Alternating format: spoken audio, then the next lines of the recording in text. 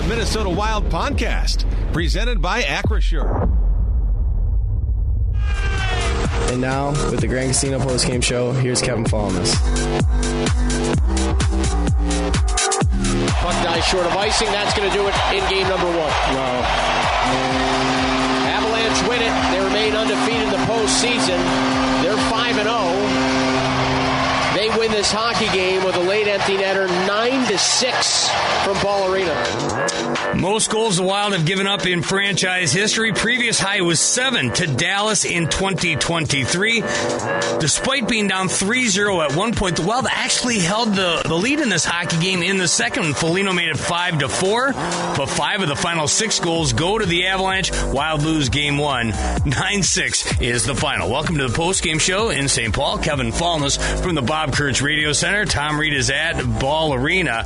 I can't imagine a scenario where I would have picked this, Tom. 5 field goals are put on the board. 9-6 is the final. I never would have thought this would have been the case with these two setups. Well, neither did I, especially when you have a team that won the William Jennings Award as the fewest goals scored against them in the season. That's, of course, being the Avalanche, who gave up 197 goals. But yeah, this was not scripted like this. I can guarantee you that. I mean, I don't want to make excuses, but there's something to be said of the fact that the Avalanche have been off a week. The Wild played Thursday, and then the having to travel, the altitude. Are any of these viable? I mean, the Wild did go toe-to-toe with this team despite giving up the first 3 goals of the hockey game. But was fatigue a factor here?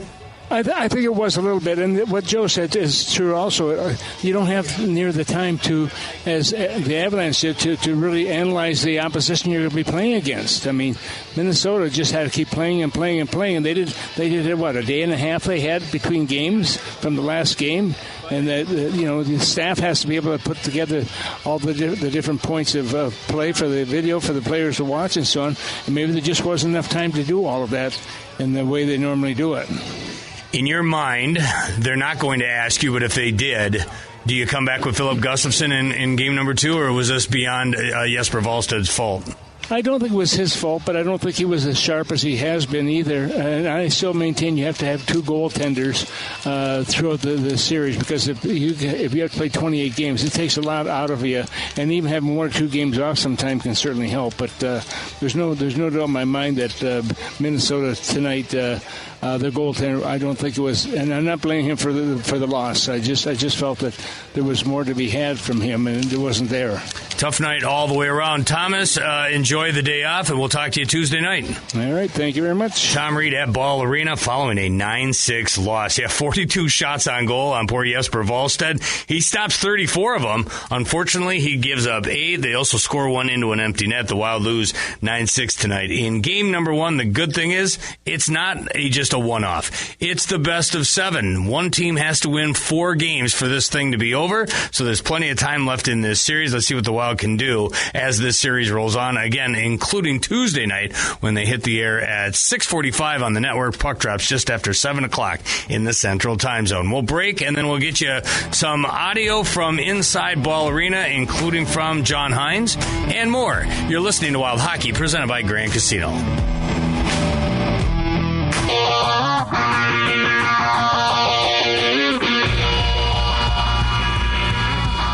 Just a crazy hockey game. Like I said to Tom, Wild at one point were down 3-0. They battle all the way back, pull to within 1 after 1 period of play. Still down. Blankenberg makes it a 2-goal cushion to open up the second, but then the Wild respond. 3 consecutive goals. Tarasenko, Hughes, Foligno give the Wild their first lead of the hockey game. Foligno's come shorthanded. 16:55 of the second. Wild in business again for the first time in the hockey game. They led 5-4, and unfortunately, there's still way too much time left. In fact, in the second period, Taves would pull it even at 5 apiece, go to the third, and it goes from bad to worse. The Avalanche put forth an avalanche of goals, including this one by Nazem Kadri, the eventual game winner, and the Grand Casino play of the game.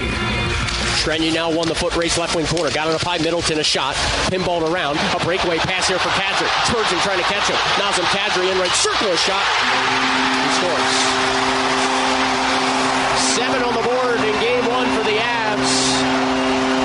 The shot block, the head manning pass, and the Wild are back down by a pair. obviously, when there's 15 goals scored, they're going to come in bunches, and for the Avalanche, it did as well.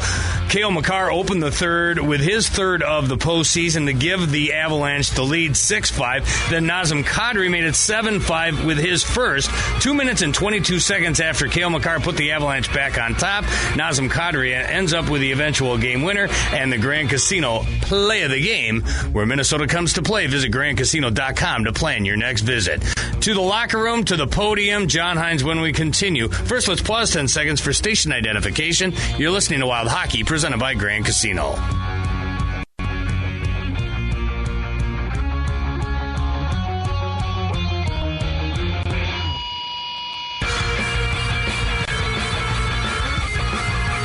Sounded like there was a lot of fans there at Ball Arena. There was a lot of people at Grand Casino Arena as well, as they had a viewing party for game number one. Unfortunately, they walk away from the building empty-handed and disappointed. Heck of a hockey game, though, for 60 minutes of play. End up losing 9-6 and now trailing the best-of-7 series 1-0. John Hines, when we continue, this is Wild Hockey, presented by Grand Casino.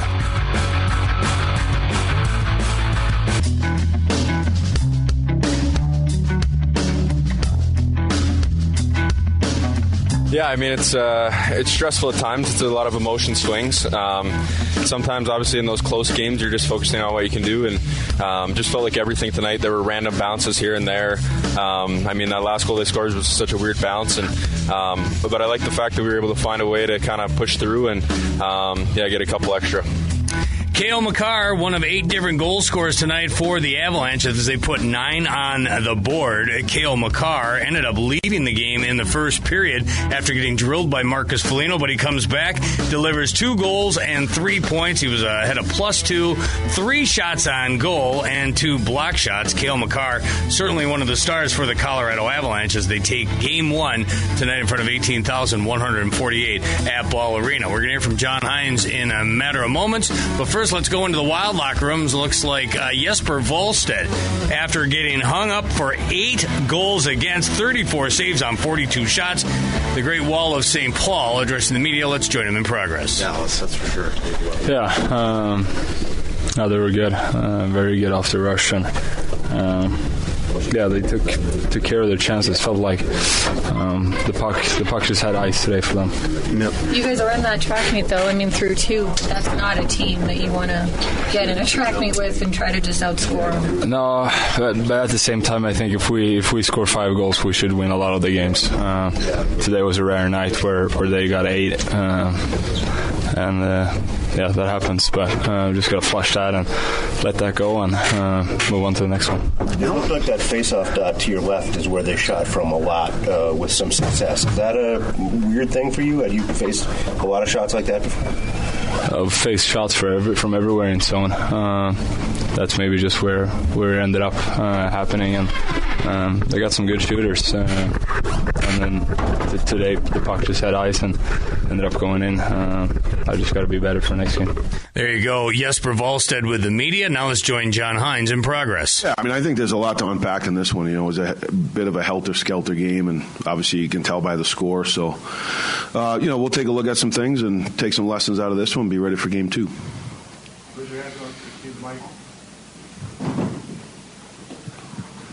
John, obviously this game wasn't fully on Wallstedt there. What was you going into your mind about maybe pulling him at any point in the game, or are you mostly going to stick with him no matter what? No, I thought Wally played.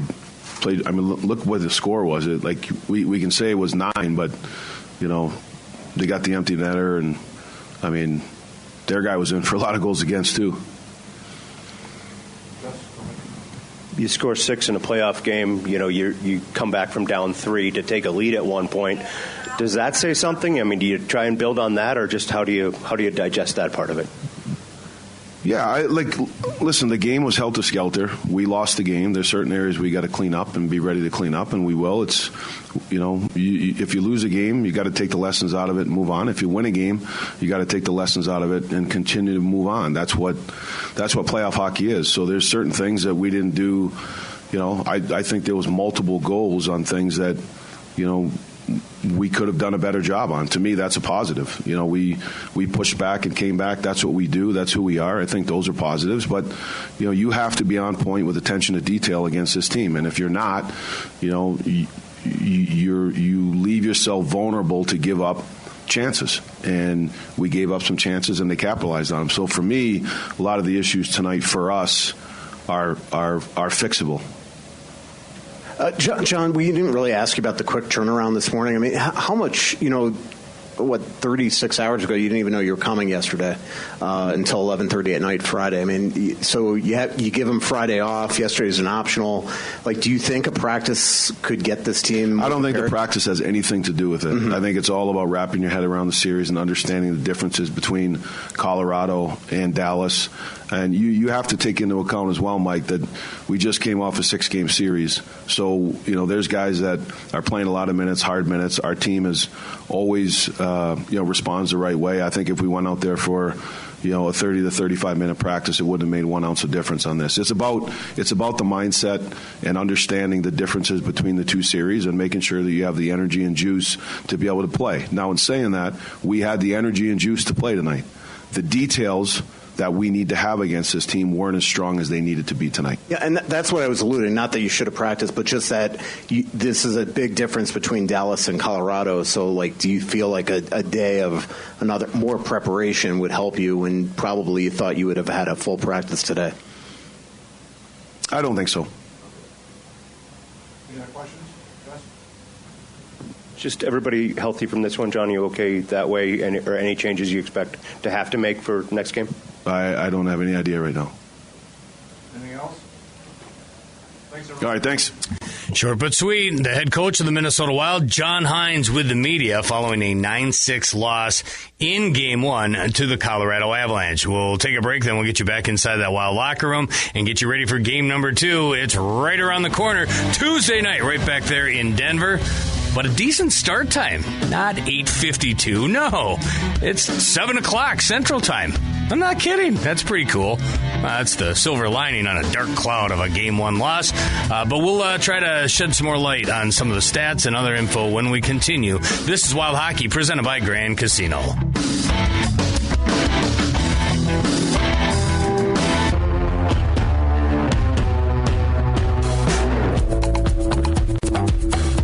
No, you've been long enough. You can't win the playoff games.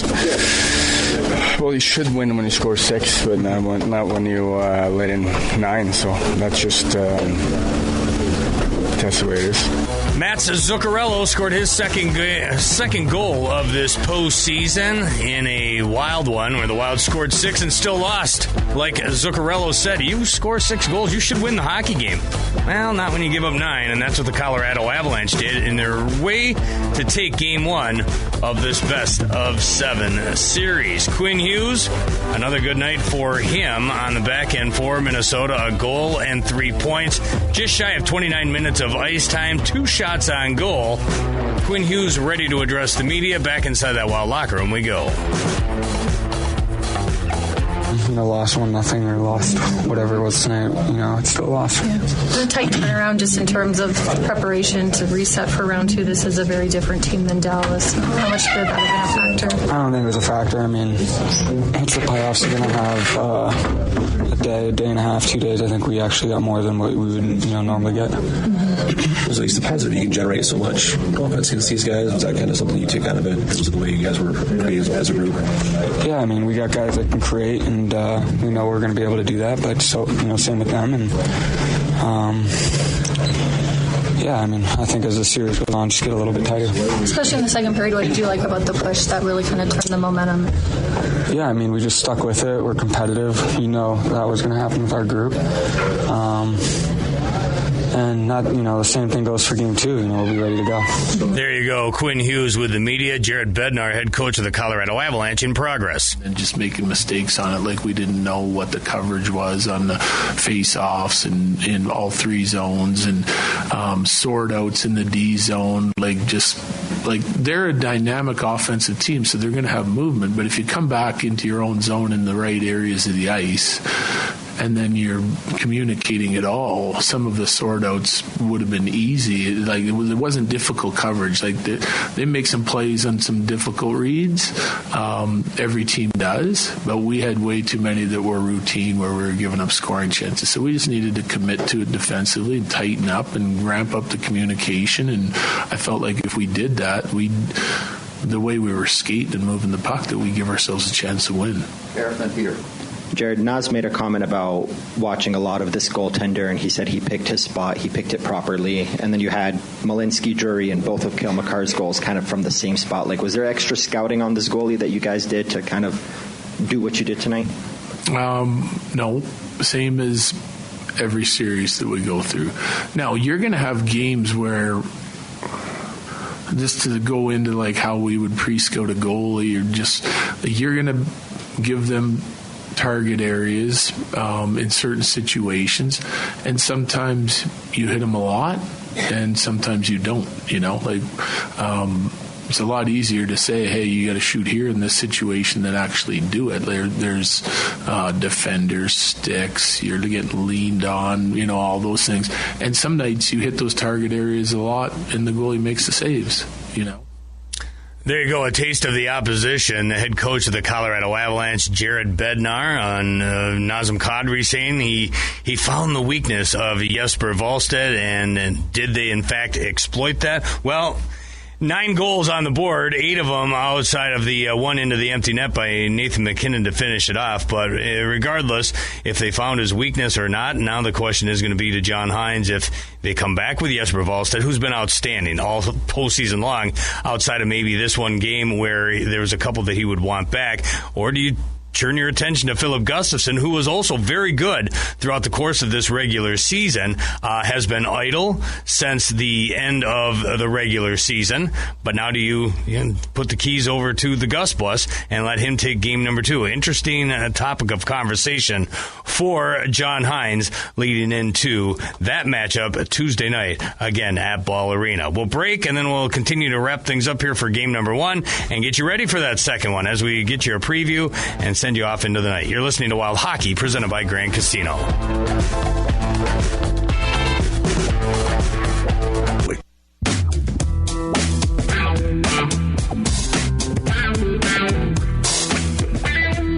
When we beat this team,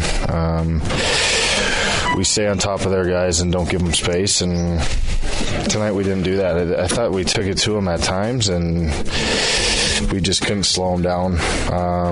We can slow them down, though. We know what we need to do, and we got to clean it up. And they definitely had the upper hand tonight, but I think come game 2, we'll be ready to go. If I told you going into game number 1, the Wild are going to score 6 times, you'd assume they won, right? Well, the Wild did get goals from 6 different goal scorers. Johansson and Hartman in the first period. In the second period, it was Tarasenko, Hughes, and Foligno, and then Zuccarello for good measure in the third. The problem is the Avalanche scored 9 times.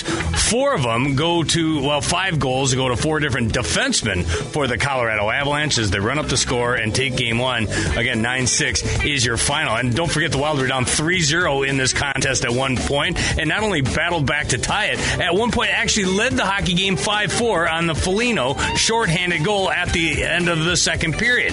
But that 5-4 lead turned into a 9-6 final when the Avalanche scored 5 of the final 6 goals, including a slew in the third. Wild go down in a heap, and they lose 9-6 in game number 1 to the Colorado Avalanche. I don't know who to give the XL Energy big saves of the game to. Jesper Wallstedt doesn't get it because he gave up 8. I don't think Scott Wedgwood gets it either. He stopped 30 of 36, so I'm going to give it to the Tooth Fairy. Enjoy it. The big saves of the game powered by XL Energy, proudly powering the great state of hockey with safe, clean, and reliable energy. Explore how they're making energy work better for you and our communities at XLEnergy.com. Wild now in Game 1's all-time against the Colorado Avalanche. They've dropped 1 of 3. Make that 1 of 4. They've won 1 of 4 in the all-time series in Game 1's. The only win coming in Game 1 against the Colorado Avalanche in 2003. Wild are 0-1 on the series, as is Jesper Wallstedt. So that's a wrap on game number 1. Now we get ready for game number 2, and you better believe it, it's right around the corner. 2 short sleeps till we get back on the ice in Denver, Colorado. It'll be Tuesday night once again in the Rocky Mountains. Another decent start time, though. Coverage starts at 6:30 in the Twin Cities. The network joins at 6:45. Puck drops just after 7 o'clock. It's Game 2, followed by Wild Fan Line, again in the Twin Cities with myself and Pat Micheletti, and at KFAN.com/watch. For Game 1, we say special thanks to Colin Landsteiner, Zach Halverson, Jesse Trujillo, Aaron Sickman, and Dylan Daniel. For Joe O'Donnell and Tom Reed, I'm Kevin Fallness. Thanks for listening. We'll catch you for Game 2 of Round 2, Tuesday night on the Minnesota Wild Radio Network. You've been listening to your exclusive home for Minnesota Wild hockey in the Stanley Cup playoffs. One more thing! Let's go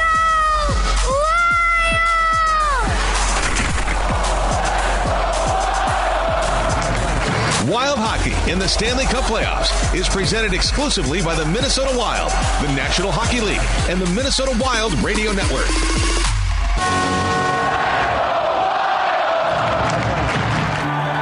For an extraordinary advantage in sports, you need a game plan. For an extraordinary advantage everywhere else, all you need is Acrisure. With a high-tech human approach to insurance, cybersecurity, and more, Acrisure helps you take care of what you care about. That makes winning easy. See what Acrisure's extraordinary advantage can do for you at Acrisure.com.